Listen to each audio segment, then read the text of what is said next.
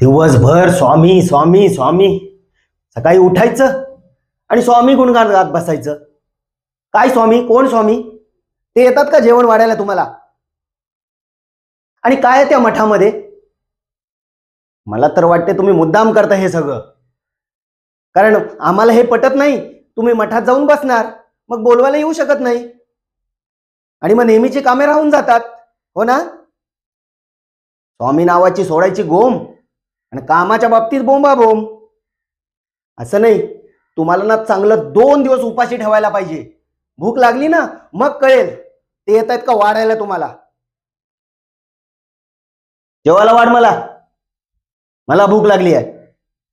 आणि हे काय, हे म्हातारे आणि म्हातारी डोक्याला बोझ झाले माझ्या. जेवायला वाढ.